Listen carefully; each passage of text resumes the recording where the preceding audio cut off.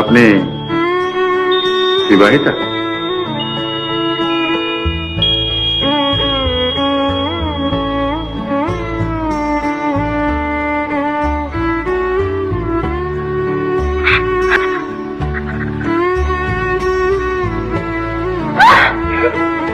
আরে কি হলো, কাঁদছেন কেন?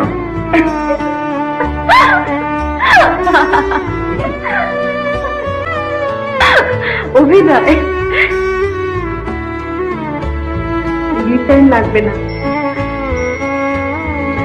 গল্পটা আমি পড়েছি, মন্দিরা থেকে আমাকে অনেক বেশি মানায়, জানেন? সেটা আপনিও নিশ্চয় বুঝতে পারছেন।